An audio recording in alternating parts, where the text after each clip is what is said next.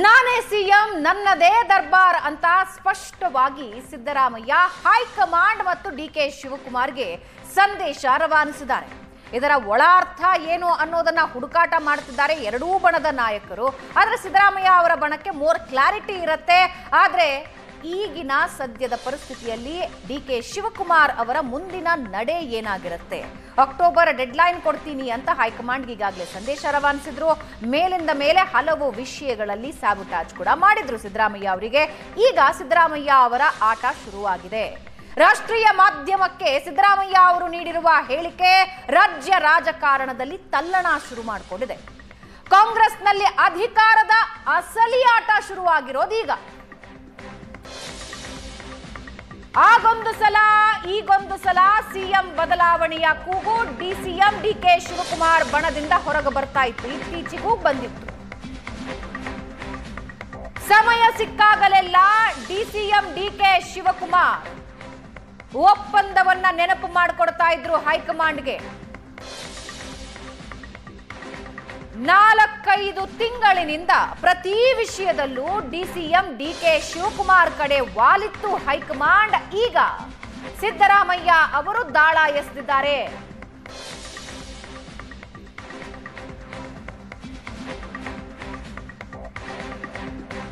ನಾನೇ 5 ವರ್ಷ ಸಿಎಂ. ತಿಂಗಳಿನ 2ನೇ ತಾರೀಕು, ಈ ತಿಂಗಳಿನ 2ನೇ ತಾರೀಕೆ ನಾನು ಇದನ್ನ ಸ್ಪಷ್ಟಪಡಿಸಿದ್ದೀನಲ್ಲ ಅಂತ ಸಿದ್ದರಾಮಯ್ಯ ಹೇಳಿದ್ರು.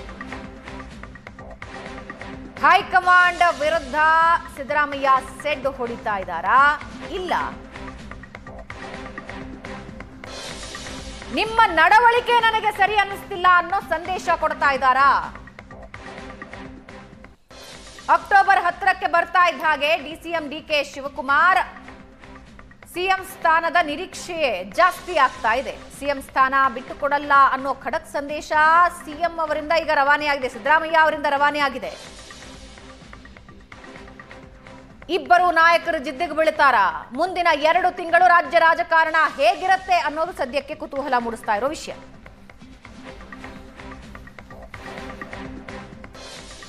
ವೀಕ್ಷಕರೇ, ನಿಮಗೆ ನೆನಪಿದ್ರೆ ಕೆಲವು ತಿಂಗಳುಗಳ ಹಿಂದೆ ಡಿಸಿಎಂ ಡಿಕೆ ಶಿವಕುಮಾರ್ ರಾಷ್ಟ್ರೀಯ ಮಾಧ್ಯಮದ ಮೂಲಕ ಹೈಕಮಾಂಡ್ಗೆ ಒಪ್ಪಂದದ ವಿಷಯ ನೆನಪು ಮಾಡಿದ್ರು. ರಾಷ್ಟ್ರೀಯ ಮಾಧ್ಯಮಕ್ಕೆ ಮಾತನಾಡೋದರ ಮೂಲಕ ಹೈಕಮಾಂಡ್ಗೆ ಅವರದ್ದೇ ಭಾಷೆಯಲ್ಲಿ ಸಿಎಂ ಕುರ್ಚಿ ಸಿದ್ದರಾಮಯ್ಯ ಅವರಿಗೆ ಬಿಟ್ಟುಕೊಡುವಾಗ ಏನ್ ಚರ್ಚೆ ಆಗಿತ್ತು ನೆನಪಿಸ್ಕೊಳ್ಳಿ ಅನ್ನೋ ಹಾಗೆ ಮಾಡಿದ್ರು. ಈಗ ಸಿದ್ದರಾಮಯ್ಯ ಅವರು ಅದೇ ದಾರಿ ಹಿಡಿದಿದ್ದಾರೆ. ಹಂಗಿದ್ದೇ ಒಂದು ರಾಷ್ಟ್ರೀಯ ಮಾಧ್ಯಮ ಕರೆಸಿ ಹೈಕಮಾಂಡ್ಗೆ ಮತ್ತೆ ಡಿಸಿಎಂ ಡಿಕೆ ಶಿವಕುಮಾರ್ಗೆ ಸ್ಪಷ್ಟ ಸಂದೇಶ ರವಾನಿಸಿದ್ದಾರೆ. ಹಾಗಾದ್ರೆ ಇಷ್ಟು ಚರ್ಚೆ ಆಗ್ತಾ ಇರೋದು ಯಾವ ವಿಷಯಕ್ಕೆ? ಸಿದ್ದರಾಮಯ್ಯ ಅವರು ಅಂಥದ್ದೇನು ಹೇಳಿದ್ರು? ನಿನ್ನೆ ಒಂದಂತೂ ಸ್ಪಷ್ಟಪಡಿಸಿದ್ರು, 5 ವರ್ಷ ನಾನೇ ಸಿಎಂ ಅಂತ. ಅದು ಬಿಟ್ಟು ಇನ್ನೇನೇನು ಹೇಳಿದ್ರು ನೋಡ್ಕೊಂಡ್ಬನ್ನಿ. Whatever decision taken by the High Command, both of us will follow, will obey. Mr. D.K. Shivakumar himself said it, that there is no vacancy of the CM post. 2 ವರ್ಷ ಆಗ್ತಾ ಇರೋದ್ರಿಂದ ಸ್ವಾಭಾವಿಕವಾಗಿ ಅದು ಪ್ರಶ್ನೆಗಳು ಬರ್ತವೆ. ಇಟ್ ಡಸಂಟ್ ಮೀನ್ ಆ ತರ ಒಪ್ಪಂದ ಆಗಿದೆ ಅಂತ ಅಲ್ಲ. ಮತ್ತೆ ಹಂಗಿದ್ರೆ ನಾನು ಮೊನ್ನೆ ಹೇಳಿದೆ, ನಾನು 5 ವರ್ಷ ಪೂರ ನಾನೇ ಇರ್ತೀನಿ ಅಂತ. ಯಾಕೆ ಹೇಳ್ತಿದ್ದೆ? 1 or 2 MLAs ಅವರು ಚೀಫ್ ಮಿನಿಸ್ಟರ್ ಆಗಬೇಕು ಅಂತ ಹೇಳ್ತಾರೆ, ಅವರ ಅಭಿಮಾನಿ. ನನಗೂ ಕೂಡ ಚೀಫ್ ಮಿನಿಸ್ಟರ್ ಸಿದ್ದರಾಮಯ್ಯನವರು ಮುಂದುವರಿಬೇಕು ಅಂತ ಕೆಲವರು ಹೇಳ್ತಾರೆ. ಇದು ಪಾರ್ಟಿ ಡಿಸಿಷನ್ ಅಲ್ಲ, ಅವರು ವೈಯಕ್ತಿಕವಾಗಿ ಹೇಳ್ತಾರೆ.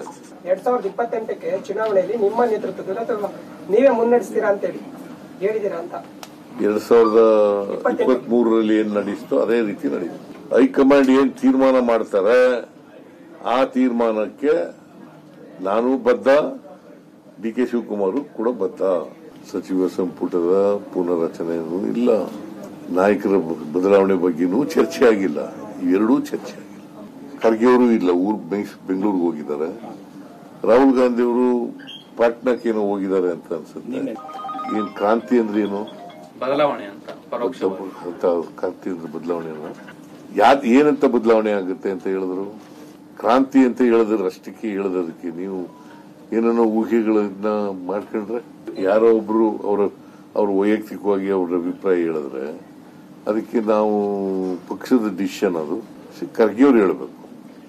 ರಾಹುಲ್ ಗಾಂಧಿ ಅವರು ಹೇಳಬೇಕು, ವೇಣುಗೋಪಾಲ್ ಹೇಳಬೇಕು. ಮತ್ತೆ ಸುರ್ಜೇವಾಲಾ ಅವರು ಬಹಳ ಸ್ಪಷ್ಟವಾಗಿ ಹೇಳಿದ್ದಾರೆ, ಲೀಡರ್ಶಿಪ್ ಪ್ರಶ್ನೆ ಇಲ್ಲವೇ ಇಲ್ಲ ಅಂತ ಹೇಳಿದ್ದಾರೆ. ರಾಹುಲ್ ಗಾಂಧಿ ಅವರು ಭೇಟಿ ಅವರು ಕರೆದೂ ಇಲ್ಲ ನಮಗೆ ಚರ್ಚೆ ಮಾಡಕ್ಕೆ. ನಾನು ಬಂದಿದ್ದೀನಿ ಬೆಂಗಳೂರು ಡೆಲ್ಲಿಗೆ, ಇದ್ರೆ ಭೇಟಿ ಮಾಡೋಣ ಅಂತ ಇದ್ದೆ. ಅದೇ ಕೇಳಿದ್ದೀನಿ, ಅವ್ರು ಕೊಟ್ರೆ ಭೇಟಿ ಮಾಡ್ತೀನಿ.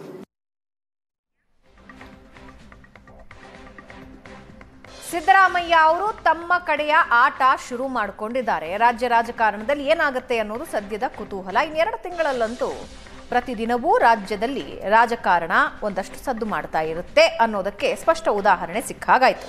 ಇದ್ರ ಬಗ್ಗೆ ನಮ್ಮ ಜೊತೆ ಮಾತನಾಡೋದಕ್ಕೆ ಅತಿಥಿಗಳು ಜಾಯ್ನ್ ಆಗಿದ್ದಾರೆ. ನಮ್ಮೊಂದಿಗೆ ಜೆಡಿಎಸ್ ವಕ್ತಾರರಾದ ಅಶ್ವಿನ್ ಗೌಡ ಜಾಯ್ನ್ ಆಗಿದ್ದಾರೆ. ಅಶ್ವಿನ್ ಅವರೇ, ಕಾರ್ಯಕ್ರಮಕ್ಕೆ ಸ್ವಾಗತ. ಕಾಂಗ್ರೆಸ್ ವಕ್ತಾರರಾದ ನಟರಾಜ್ ಗೌಡ್ರು ಹೊರಗಿನಿಂದ ನಮ್ಮ ಜೊತೆ ಜಾಯ್ನ್ ಆಗಿದ್ದಾರೆ. ನಟರಾಜ್ ಗೌಡ್ರೆ, ಕಾರ್ಯಕ್ರಮಕ್ಕೆ ಸ್ವಾಗತ. ನಮಸ್ತೆ. ಬಿಜೆಪಿ ವಕ್ತಾರರು ಇನ್ನು ಸ್ವಲ್ಪ ಹೊತ್ತಿನಲ್ಲಿ ಜಾಯ್ನ್ ಆಗ್ತಾರೆ. ಆದ್ರೆ ಕಾಂಗ್ರೆಸ್ ವಕ್ತಾರರಾದ ನಟರಾಜ್ ಗೌಡ ಅವರಿಂದ ನಾನು ಇವತ್ತಿನ ಕಾರ್ಯಕ್ರಮ ಆರಂಭಿಸ್ತಾ ಇದ್ದೀನಿ. ನಟರಾಜ್ ಗೌಡ್ರೆ, ನಿನ್ನೆ ಸಿಎಂ ಹೇಳಿಕೆ ಒಂದಷ್ಟು ಚರ್ಚೆ ಅಂತೂ ಹುಟ್ಟು ಹಾಕಿದೆ ನಿಮ್ ಸುತ್ತಮುತ್ತ. ಏನ್ ಹೇಳ್ತಿದ್ದಾರೆ ನಾಯಕರೆಲ್ಲ? ಇಲ್ಲ, ಮಾನ್ಯ ಸಿದ್ದರಾಮಯ್ಯನವರ ಹೇಳಿಕೆ ಅಥವಾ ಪತ್ರಿಕಾಗೋಷ್ಠಿದಲ್ಲಿ ಅವ್ರು ಮಾತಾಡಿದ್ದು ಏನ್ ಹೇಳಿದ್ರು, ಅದರಿಂದ ಕೆಲವರಿಗೆ ಏನು ಗೊಂದಲಗಳಿತ್ತು ಅಥವಾ ಪ್ರಶ್ನೆಗಳಿತ್ತು ಅದಕ್ಕೆ ಉತ್ತರ ಸಿಕ್ಕಿದೆ ಅನ್ನೋ ಒಂದು ಭಾವನೆ. ಯಾಕಂದ್ರೆ ಕಾಂಗ್ರೆಸ್ ಪಕ್ಷದಲ್ಲಿ ಮುಖ್ಯಮಂತ್ರಿಯ ಸ್ಥಾನ ಬದಲಾವಣೆ ಆಗತ್ತೆ ಅಂತ ಹೈಕಮಾಂಡ್ ಹೇಳಿಲ್ಲ, ಮೊನ್ನೆ ಕೆಪಿಸಿಸಿ ಅಧ್ಯಕ್ಷರು ಹೇಳಿಲ್ಲ, ಮೊನ್ನೆ ಸಿದ್ದರಾಮಯ್ಯನವರು ಹೇಳಿಲ್ಲ. ಆದ್ರೆ ಕೆಲವರು ಯಾರೋ ಒಬ್ರು ಇಬ್ರು ಕಾಂಗ್ರೆಸ್ ಶಾಸಕರೇ ಹೇಳ್ತಿದ್ರು ಇವರು ಮೊನ್ನೆ ಡಿ ಕೆ ಶಿವಕುಮಾರ್ ಮುಖ್ಯಮಂತ್ರಿ ಆಗ್ಬೇಕಂತ ಹೇಳಿಕೆ ಕೊಡ್ತಾ ಇದ್ರು. ಅದು ಅವರ ವೈಯಕ್ತಿಕ ಹೇಳಿಕೆ ಆಗಿತ್ತು, ಪಕ್ಷದ ಹೇಳಿಕೆ ಆಗಿರ್ಲಿಲ್ಲ. ಯಾಕಂದ್ರೆ ಯಾವ್ದಾದ್ರು ಹೇಳ್ಬೇಕಿಂತ ಹೇಳಿಕೆ ದೊಡ್ಡ ಮಟ್ಟದ ತೀರ್ಮಾನಗಳಾಗಬೇಕಾದ್ರೆ ಶಾಸಕಾಂಗ ಪಕ್ಷದ ಸಭೆ ಆಗಬೇಕು, ಅಲ್ಲಿ ತೀರ್ಮಾನ ಆಗಬೇಕು, ಮತ್ತೆ ಹೈಕಮಾಂಡ್ ಅದಕ್ಕೆ ಅನುಮೋದನೆ ಕೊಡಬೇಕು. ಹೈಕಮಾಂಡ್ ಅಂದ್ರೆ ನಮ್ಗೆ ಯಾರು, ಮಾನ್ಯ ಮಲ್ಲಿಕಾರ್ಜುನ್ ಖರ್ಗೆ ಅವರು, ಅವರ ಅನುಮೋದನೆ ಅದಕ್ಕಿತ್ತ ಇಲ್ವಾ, ಆ ತರ ಇದೆ. ಸೊ ಆಗಿರ್ಬೇಕಾದ್ರೆ ಕೆಲವರಿಗೆ ಊಹಾಪೋಹ ನಡೀತಾನೆ ಇತ್ತು, ದಿನ ನಡೀತಾ ಇತ್ತು. ಅದನ್ನ ಒಂದು ಸೂಕ್ಷ್ಮವಾಗಿ ಮಾನ್ಯ ಮುಖ್ಯಮಂತ್ರಿ ಸಿದ್ದರಾಮಯ್ಯನವರು ನಿನ್ನೆ ಕ್ಲಾರಿಫಿಕೇಶನ್ ಕೊಟ್ಟಿದ್ದಾರೆ. ಇನ್ನು ಮುಂದೆ ಇದು ಚರ್ಚೆ ಆಗೋದಿಲ್ಲ ಅನ್ನೋ ಒಂದು ಭಾವನೆ ನಮ್ಗಿದೆ. ಯಾಕಂದ್ರೆ ಕೆಲವು ಶಾಸಕರು ಇದೇ ರಾಷ್ಟ್ರೀಯ ಮಾಧ್ಯಮ ಬಳಸ್ಕೊಂಡು ಕೆಪಿಸಿಸಿ ಅಧ್ಯಕ್ಷರು ಡಿಸಿಎಂ ಡಿ ಕೆ ಶಿವಕುಮಾರ್ ಅವರು ಒಂದು ಹೇಳಿಕೆ ನೆನಪಿಸಿದ್ರಪ್ಪ. ಸರ್ಕಾರ ಅಧಿಕಾರಕ್ಕೆ ಬಂದಾಗ ಏನ್ ಹೇಳಿತ್ತು ಹೈಕಮಾಂಡ್ ಅನ್ನೋದನ್ನ ನೆನಪಿಸಿದ್ರು ಇದೇ ಡಿಸಿಎಂ. ಇಲ್ಲ, ಏನು ಸ್ಪಷ್ಟವಾಗಿ ಅವ್ರೇನು ಈ ತರ ಬದಲಾವಣೆ ಆಗುತ್ತೆ ಆ ತರ ಏನು ಹೇಳಿರ್ಲಿಲ್ಲ. ಅವ್ರಿಗೆ ಏನೋ ಭರವಸೆಗಳನ್ನ ಕೊಟ್ಟಿದ್ದಾರೆ ಅಂತ ಮಾತಾಡಿದ್ರು. ಭರವಸೆನಲ್ಲಿ ಈಗ ಅವ್ರನ್ನ ಉಪಮುಖ್ಯಮಂತ್ರಿ ಆಗಿದ್ದಾರೆ, ಬೆಂಗಳೂರಿನ ಇನ್ಚಾರ್ಜ್ ಮಿನಿಸ್ಟರ್ ಆಗಿದ್ದಾರೆ, ಮತ್ತೆ ಕೆಪಿಸಿ ಅಧ್ಯಕ್ಷರಾಗಿ ಮುಂದುವರೆದಿದ್ದಾರೆ. ಅವರು 2028ಕ್ಕೂ ಕೂಡ ಅವರು ಮಾನ್ಯ ಡಿ ಕೆ ಶಿವಕುಮಾರ್, ಮಾನ್ಯ ಸಿದ್ದರಾಮಯ್ಯ ನಾಯಕತ್ವದಲ್ಲಿ ಮತ್ತೆ ಚುನಾವಣೆಗೆ ಹೋಗ್ತೀವಿ. ಅಷ್ಟು ಬಿಟ್ರೆ ಅದ್ರ ಬಿಟ್ಟು ಅವ್ರೇನು ಈ ತರ ಬದಲಾವಣೆ ಆಗುತ್ತೆ ಅಂತ ಎಲ್ಲರೂ ಹೇಳಿದ್ರ? ಇಲ್ಲ, ಖಂಡಿತ ಹೇಳಿಲ್ಲ. ಮಾನ್ಯ ಡಿ ಕೆ ಶಿವಕುಮಾರ್ ಅವರು ಹೇಳಿಲ್ಲ. ಇನ್ನು ಮಾನ್ಯ ಡಿ ಕೆ ಶಿವಕುಮಾರ್ ಅವರು ಮುಖ್ಯಮಂತ್ರಿಯ ಹುದ್ದೆ ಖಾಲಿ ಇಲ್ಲ ಅಂತ ಸ್ಪಷ್ಟವಾಗಿ ಹೇಳಿದ್ದಾರೆ. ಉಪಮುಖ್ಯಮಂತ್ರಿಯ ಹುದ್ದೆಯೂ ಖಾಲಿ ಇಲ್ಲ.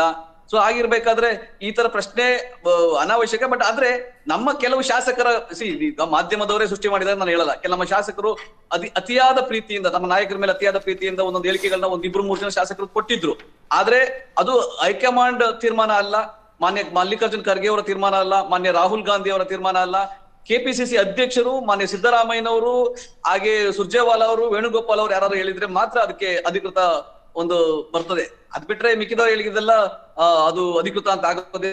ನಿನ್ನೆ ಸಿದ್ದರಾಮಯ್ಯ ಸ್ಪಷ್ಟವಾಗಿ ಹೇಳಿದ್ದಾರೆ. ಸೊ ಹಾಗಾಗಿ ನಾವು ಮಾನ್ಯ ಡಿ ಕೆ ಶಿವಕುಮಾರ್ ಏನಾದ್ರು ಇದಕ್ಕೆ ಉತ್ತರ ಕೊಡ್ಬೇಕೆ ಹೊರತು, ಅಥವಾ ಮಲ್ಲಿಕಾರ್ಜುನ್ ಖರ್ಗೆ ಅವರು ಏನೋ ಉತ್ತರ ಕೊಡ್ಬೇಕೆ ಹೊರತು, ಶಾಸಕರು ಅಥವಾ ಬೇರೆಯವರು ಯಾರು ಅದನ್ನ ಹೇಳಿಕೆ ಕೊಡೋದು ಮತ್ತೆ ಅದನ್ನ ಚರ್ಚೆ ಆಗೋ ರೀತಿಯಲ್ಲಿ, ಗೊಂದಲ ಮಾಡೋ ರೀತಿಯಲ್ಲಿ ಅಂತದ್ದು ಸರಿಯಲ್ಲ ಅನ್ನೋದು ಸ್ಪಷ್ಟವಾದ ನಿರ್ದೇಶನ ನಿನ್ನೆಯಿಂದ ಬಂದಿದೆ. ಮಾನ್ಯ ಸುರ್ಜೇವಾಲಾ ಒಂದು ಖುಷಿ ಆಯ್ತು, ಇದನ್ನು ಮಾಧ್ಯಮ ಸೃಷ್ಟಿ ಅಂತ ಹೇಳಿಲ್ಲ. ಏನೋ ಮಾಧ್ಯಮದ ಮೇಲೆ ಒಂಚೂರು ಪ್ರೀತಿ ತೋರಿಸ್ಬಿಡಿದಿರಾ? ವಾಪಸ್ ಬರ್ತೀನಿ. ಬಹಳ ಮುಖ್ಯವಾಗಿದೆ ಭಾವನೆ. 80 ಶಾಸಕರನ್ನ ಮುಖಾಮುಖಿ ಭೇಟಿಯಾದಂತ ಮಾನ್ಯ ಸುರ್ಜೇವಾಲಾ ಅವರು ಕೂಡ ಅದೇ ಇರೋದು. ಯಾವ ರೀತಿಯ ನಾಯಕತ್ವದ ಚರ್ಚೆಗೆ ನಾನು ಬಂದಿಲ್ಲ, ನಾಯಕತ್ವ ಬದಲಾವಣೆ ಚರ್ಚೆ ಅದು ಇಲ್ಲ, ಇದು ಸಂಘಟನೆ ಚರ್ಚೆ ಅಂತ ಸ್ಪಷ್ಟವಾಗಿ ಅವರು ಹೇಳಿರೋದ್ರಿಂದ ಯಾವ ರೀತಿಯ ಊಹಾಪೋಹಕ್ಕೂ ಅವಕಾಶ ಇಲ್ಲ ಅನ್ನೋದು ನನ್ನ ಭಾವನೆ. ರೈಟ್ ಅಶ್ವಿನ್, ಎಲ್ಲವೂ ಹೇಳಿಕೆಯಲ್ಲಿ ವ್ಯಕ್ತ ಆಗದೆ ಇದ್ರು ಕೂಡ ಒಂದು ಹೇಳಿಕೆಯಿಂದ ಗೂಢಾರ್ಥಗಳು ಬಹಳ ಇರುತ್ತೆ. ರಾಷ್ಟ್ರೀಯ ಮಾಧ್ಯಮ ಬಳಸ್ಕೊಂಡು ಡಿಸಿಎಂ ಡಿ ಕೆ ಶಿವಕುಮಾರ್ ಒಂದು ಸಂದೇಶ ಕೊಟ್ಟರು, ಅದಕ್ಕೆ ಟಕ್ಕರ್ ಕೊಡೋ ಹಾಗೆ ಸಿದ್ದರಾಮಯ್ಯ ಅವರು ಸ್ಪಷ್ಟವಾಗಿ ಹೇಳ್ಬಿಟ್ರು, ಇನ್ನು 5 ವರ್ಷ ನಾನೇ ಸಿಎಂ ಅಂತ. ಭಾವನವ್ರ, ಇಲ್ಲಿ ಒಂದು ಅರ್ಥ ಆಗ್ತಾ ಇಲ್ಲ.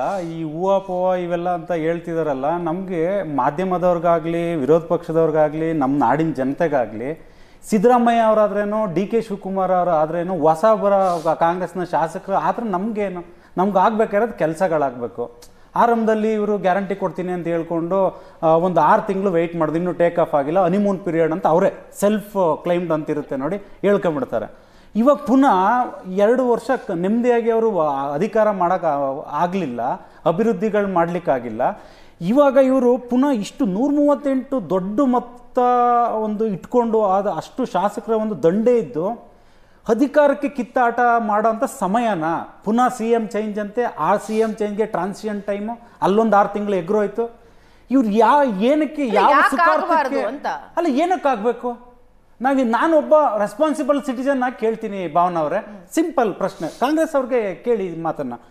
ನೀವು ಇಷ್ಟು ದೊಡ್ಡ ಮೊತ್ತ ನಿಮಗೆ ಬಂದಿದೆ, ನಮಗೆ ಕೊಡಲಿಲ್ಲ ಜನರು, ಮ್ಯಾಂಡೇಟ್ ನಿಮಗೆ ಕೊಟ್ಟಿದ್ದಾರೆ, ಇದನ್ನು ನೀವು ಒಳ್ಳೆ ರೀತಿಯಲ್ಲಿ ಉಪಯೋಗಿಸ್ಕೊಳ್ಳಿ. ದಯವಿಟ್ಟು ನೀವು ಈ ರೀತಿ ಕಿತ್ತಾಟ ಆಡ್ತಿದ್ರೆ ಎಲ್ಲಿ ನೀವು ಅಭಿವೃದ್ಧಿ ಮಾಡ್ತೀರಾ? ಉದಾಹರಣೆ ಆಸ್ಪತ್ರೆ, ಇವಾಗ ಆಸ್ಪತ್ರೆ ಸೇವಾ ಶುಲ್ಕ ಜಾಸ್ತಿ ಮಾಡಿದ್ದಾರೆ, ಒಂದು ಒಳ್ಳೆ ಫೆಸಿಲಿಟಿ ಇಲ್ಲ, ನೀರಿನ ದರ ಏರಿಸಿದ್ದಾರೆ, ಹಾಲಿನ ದರ ಏರಿಸಿದ್ದಾರೆ, ವಿದ್ಯುತ್ ದರ ಏರಿಸಿದ್ದಾರೆ, ಬಸ್ಸಿನ ದರ ಏರಿಸಿದ್ದಾರೆ, ಮುದ್ರಾಂಕ ಒಂದು ರಿಜಿಸ್ಟರ್ ಮಾಡಬೇಕಂದ್ರೆ 300% ಜಾಸ್ತಿ ಮಾಡಿದ್ದಾರೆ, ಜನನ ಮರಣ ಪತ್ರಕ್ಕೆ ಅದಕ್ಕೂ ಶುಲ್ಕ ಹಾಕಿದ್ದಾರೆ. ಇವ್ರಿಗೆ ಒಂದು ಆದಾಯದ ಮೂಲ ಬರೋ ಅಂಥದ್ದು ಒಂದು ಮದ್ಯ ಇದು ಅಬಕಾರಿ ಅಲ್ಲೂ ತೆರಿಗೆ ಹಾಕಿದ್ದಾರೆ. ನಮ್ಮಂಥವ್ರು ನಿಮ್ಮಂತ ಯಾರು ಜನಸಾಮಾನ್ಯರು ಕಾರ್ ತಗೋಬೇಕು, ಹೊಸ ವಾಹನ ತಗೋಬೇಕಂದ್ರೆ ಅದಕ್ಕೂ ತೆರಿಗೆ ಹಾಕಿದ್ದಾರೆ. ಇನ್ನೇನು ಬಿಟ್ಟಿದ್ದಾರೆ? ಸ್ಮಾರ್ಟ್ ಮೀಟ್ರು ಅದಕ್ಕೂ ಒಂದು ಬಾಯಿಗೆ ಬಂದಿದ್ದ ರೇಟ್ ಲಕ್ಷಾಂತರ ರೂಪಾಯಿ ಹಾಕಿದ್ದಾರೆ. ಹಳ್ಳಿಯವರು ನಮ್ಮ ರೈತರು ಒಂದು ಟ್ರಾನ್ಸ್ಫಾರ್ಮರ್ ತಗೊಂತಿದ್ರು ಮೇಡಮ್, ಒಂದು 25,000 ರೂಪಾಯಿಗೆಲ್ಲ ಆಗ್ತಾಯಿತ್ತು. ಈಗ 2.5 ಲಕ್ಷ ಮಾಡಿದ್ದಾರೆ. ದಯವಿಟ್ಟು ಇದ್ರದ ಬಗ್ಗೆ ನೀವು ಫೋಕಸ್ ಮಾಡಿ. ಏನಕ್ಕೆ ಇದೆಲ್ಲ ಜಾಸ್ತಿ ಮಾಡಿ ನೀವಲ್ಲಿ ನಾನು CM ನೀವು CM ಅಂತ ಹೇಳ್ಕೊಂಡು ನಮ್ಗೇನು ಸಿಗುತ್ತೆ? ಅಲ್ಲ ಅವ್ರು ಹೇಳ್ತಿದಾರಲ್ಲ, ನಟರಾಜ್ ಗೌಡ್ರು ಹೇಳ್ತಿದ್ದಾರೆ, ಹಂಗಿದೊಂದು ಚರ್ಚೆನೇ ಇಲ್ಲ. ನೀವು ಹೇಳ್ತಿರೋದು ಈಗ ಸಿದ್ದರಾಮಣ್ಣ ಅವರು ಹೋದ್ರು, ನೆಕ್ಸ್ಟ್ ಇನ್ನೊಬ್ರು ಬರ್ತಾರೆ, ಈ ದರ ಎಲ್ಲ ಏರಿಸಿದಿರ ನೋಡಿ, ಇದೆಲ್ಲ ಕಡಿಮೆ ಆಗುತ್ತಾ? ನಮ್ಮ ಪ್ರಶ್ನೆ ಜನರು ಕೇಳ್ತಿರೋದು. ವಿರೋಧ ಪಕ್ಷದವರು ಅಂತಲ್ಲ, ಯಾರು ಅಂತಲ್ಲ, ಕನ್ನಡಿಗನಾಗಿ ಕಾಂಗ್ರೆಸ್ ಅಲ್ಲಿರೋರು ಕನ್ನಡಿಗರೇ ಅಲ್ವಾ? ಅವರು ಕರ್ನಾಟಕದವರೇ ಅಲ್ವಾ? ಅಲ್ಲೂ ರೈತರಿಲ್ವಾ? ಕಾರ್ಯಕರ್ತರು ರೈತರಿಲ್ವಾ? ಇವ್ರಿಗೆ ಮೇಡಮ್ ನಾನು ಕೇಳೋದು ಇಷ್ಟೇ ಸಿಂಪಲ್ ಆಗಿ, ನಟರಾಜ್ ಗೌಡ್ರ ಆನ್ಸರ್ ಕೊಡ್ಲಿ ಇದಕ್ಕೆ. ನಾನು ಹೇಳ್ತಿರೋದು 138 ಶಾಸಕರನ್ನ ಇಟ್ಕೊಂಡು ಇದು ಸಮಯನ ಡೆಲ್ಲಿಗೆ ಓಡಾಡೋಂಥದ್ದು. ಖರ್ಗೆ ಅವ್ರು ಎಲ್ಲಿ ಬಾಂಗ್ಲಾದೇಶಲ್ಲೋ ಇಲ್ಲ ಪಾಕಿಸ್ತಾನದಲ್ಲೋ ಇಲ್ಲ ಅಮೆರಿಕದಲ್ಲಿ ಕೂತಿರೋರು, ಅವ್ರು ನಮ್ಮ ರಾಜ್ಯದವರು, ಕೂರ್ಸ್ಕೊಂಡು ಕೇಳ್ರಿ. ಇಲ್ಲಿ ಬೆಲೆ ಏರಿಕೆ ಜಾಸ್ತಿ ಮಾಡಿದಿರಲ್ಲ, ಅದ್ರ ಬಗ್ಗೆ ಫೋಕಸ್ ಮಾಡಿ ಅಂದ್ರೆ ಸಿದ್ದರಾಮಣ್ಣ ಆಗ್ತಾರಂತ DK ಶಿವಕುಮಾರ್. ನಮ್ಗೆ ಯಾಕ್ರಿ ಬೇಕಾದ್ರು? ಪ್ರದೀಪ್ ಈಶ್ವರ್ನಾದ್ರು ಮಾಡ್ಕೊಂಡು ಕೂತ್ಕೊಳ್ಳಿ. ನಮಗ್ ಬೇಕಾಗಿರೋದು ಬೆಲೆ ಜಾಸ್ತಿ ಕಡಿಮೆ ಮಾಡ್ರಿ. ಮುಖ್ಯಮಂತ್ರಿ ಅವರು ದೆಹಲಿಗೆ ಭೇಟಿ ಕೊಟ್ಟಿದ್ದು ಯಾವ ಕಾರಣಕ್ಕಾಗಿ ಡೆಲ್ಲಿಗೆ ಭೇಟಿ ಕೊಟ್ಟರು? ದೆಹಲಿಗೆ ಭೇಟಿ ಕೊಟ್ಟಿದ್ದಾರೆ, ಕೇಂದ್ರ ಸಚಿವರಾದ ರಾಜನಾಥ್ ಸಿಂಗ್ ಅವ್ರನ್ನ ಭೇಟಿ ಮಾಡಿದ್ದಾರೆ. ರಾಜನಾಥ್ ಭೇಟಿ ಮಾಡಿ ಕರ್ನಾಟಕಕ್ಕೆ ಮಾಡ್ಲಿಕ್ಕೆ ಮತ್ತೆ ಮೈಸೂರಿನಲ್ಲಿ ದಸರಾಗೆ ಮಿನಿ ಒಂದು ಏರ್ ಶೋ ಮಾಡ್ಲಿಕ್ಕೆ ಡಿ ಕೆ ಶಿವಕುಮಾರ್ ಅವರು ಕೇಂದ್ರ ಸರ್ಕಾರಕ್ಕೆ ಬಂದು ವಿವಿಧ ಮಂತ್ರಿಗಳನ್ನ ಮೀಟ್ ಮಾಡಿ ನೀರಾವರಿಗೆ ಏನು ಒತ್ತು ಕೊಡಬೇಕು, ಅದಕ್ಕೆ ಏನು ಅನುಮತಿ ಬೇಕು, ಅದಕ್ಕೆ ಏನು ಅನುದಾನಗಳು ಬರಬೇಕು, ಅದ್ರ ಬಗ್ಗೆ ಚರ್ಚೆ ಮಾಡ್ತಿದ್ದಾರೆ. ಬಿಜೆಪಿ JDS ನ ಮಂತ್ರಿಗಳು ಅಥವಾ ಕೇಂದ್ರ ಸಚಿವಗಳು ಅಥವಾ ಸಂಸದರಿದ್ದಾರಲ್ಲ ನಾಪತ್ತೆ ಆಗಿದ್ದಾರೆ, ನಿಷ್ಕ್ರಿಯ ಆಗಿದ್ದಾರೆ. ಇರ್ಲಿ, ಅವರ ನಾಪತ್ತೆ ನಿಷ್ಕ್ರಿಯ ಆಗಿರ್ತೀವಿ, ಜನ ಅವ್ರಿಗೆ ತೀರ್ಮಾನ ಮುಂದೆ ಕೊಡ್ತಾರೆ. ಆಮೇಲೆ ಬೆಲೆ ಏರಿಕೆ ಅನ್ನೋದು ಕರ್ನಾಟಕದ ಮಟ್ಟಿಗಲ್ಲ, ಇಡೀ ಭಾರತದಲ್ಲಿ ಬೆಲೆ ಏರಿಕೆ ಆಗಿದೆ. ಕೇಂದ್ರ ಸರ್ಕಾರ ತೆರಿಗೆ ಹಾಕೋದು, ಕರ್ನಾಟಕ ಸರ್ಕಾರ ಅಲ್ಲ, ತೆರಿಗೆ ಹಾಕೋದು GST, ಕಾರ್ಪೊರೇಟ್ ಟ್ಯಾಕ್ಸ್ ಮಾಡೋದು, ಇನ್ಕಮ್ ಟ್ಯಾಕ್ಸ್ ಮಾಡೋದು, ತೆರಿಗೆ ಹಾಕುವಂತ ಅಧಿಕಾರ ಈಗ ಕೇಂದ್ರ ಸರ್ಕಾರ ಸೇರ್ಕೊಂಡಿದೆ. ನಮಗೆ ಇರ್ತಕ್ಕಂತ ಅವಕಾಶದಲ್ಲಿ ನಟರಾಜ್ ಗೌಡ್ರೆ ಒಂದ್ ನಿಮಿಷ ತಳ್ಳಿ ಜನಕ್ಕೆ ಅಲ್ಲ. ಏನ್ ಗೊತ್ತಾ ನಟರಾಜ್ ಗೌಡ್ರೆ, ನಾವು ನೀವು ನೋಡಿ, ನಾವು ನಿಮ್ಮನ್ನ ಮಂಗ ಮಾಡ್ಬೋದು, ನೀವು ನಮ್ಮನ್ನ ಮಂಗ ಮಾಡ್ಬೋದು, ಜನರನ್ನ ಮಂಗ ಮಾಡ್ಬೇಡಿ. ತೆರಿಗೆ ಹಾಕೋದು ಯಾರು ಅಂತ ಹೇಳ್ತಿದ್ದೀರಾ? ಇಲ್ಲ ಒಂದ್ ನಿಮಿಷ ಮಾತ್ ಕೇಳಿಸ್ಕೊಳ್ಳಿ ಸ್ವಾಮಿ, ಮಾತ್ ಕೇಳಿಸ್ಕೊಳ್ಳಿ ದಯವಿಟ್ಟು. ಟಾಪಿಕ್ ಚೇಂಜ್ ಮಾಡ್ತಿದ್ದೀರಾ? ಟಾಪಿಕ್ ಯಾಕೆ ಚೇಂಜ್ ಮಾಡ್ತಿದ್ದೀರಾ? ಜನರನ್ನ ನೀವು ಮಂಗ ಮಾಡಬೇಡಿ. ತೆರಿಗೆ ಯಾರು ಹಾಕೋದು ಅಂತ ಹೇಳ್ತಿದ್ದೀರಾ ನೀವು? ಬಸ್ ದರ ಯಾರು ಮಾಡಿರೋದು? ನೀರಿನ ದರ ಯಾರು ಮಾಡಿರೋದು? ವಿದ್ಯುತ್ ದರ ಏರಿಕೆ ಮಾಡಿರೋದು ಯಾರು? ಮೆಟ್ರೋ ದರ ಏರಿಕೆ ಮಾಡಿರೋದು ಯಾರು? ನನ್ ಕೇಳಕ್ ಒಂದು ಪ್ರಶ್ನೆ ಕೊಡಿ. ಸ್ಟಾಂಪಿಂಗ್ ಹಬ್ಬ ಮಕ್ಕಳಿಗೆ ಗಿಫ್ಟ್ ಡೀಡ್ ಮಾಡಿದ್ರೆ ಅದಕ್ಕೆ ತೆರಿಗೆ ಶುಲ್ಕ ಹಾಕಿರೋದು ಯಾರು? ಏನೋ ಮಾತಾಡ್ಬೇಕು ಭಾವನವ್ರೆ. ಇವ್ರ ಚರ್ಚೆ ಇವತ್ತೇನು? ಸಿದ್ದರಾಮಣ್ಣನ DK ಶಿವಕುಮಾರ್ ಅಧಿಕಾರ ಇದೆ. ನನ್ನ ಪ್ರಶ್ನೆ ಸಿಂಪಲ್ ಆಗಿ ಕಾಂಗ್ರೆಸ್ ಅವ್ರಿಗೆ ಸಿಂಪಲ್ ಆಗಿ, ಯಾರನ್ನಾದ್ರೂ ನಿಮ್ಗೆ ಇಷ್ಟು ಕೊಡ್ತಿದ್ರೆ ವಿರೋಧ ಪಕ್ಷದವನಾಗಿ ನಾನು ಹೇಳ್ತಿದ್ದೀನಿ, 138 ಅಂದ್ರೆ ನಿಮ್ಗೆ ಯಾರು ಚೆಕ್ ಮಾಡ್ಲಿಕ್ಕೆ ಆಗಲ್ಲ.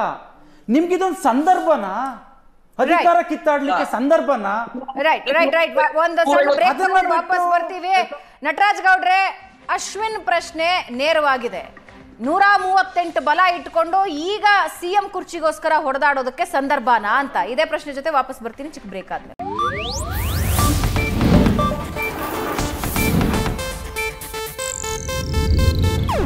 ಇದು ಏಷ್ಯಾನೆಟ್ ನ್ಯೂಸ್ ನೆಟ್ವರ್ಕ್ ಪ್ರಸ್ತುತಿ.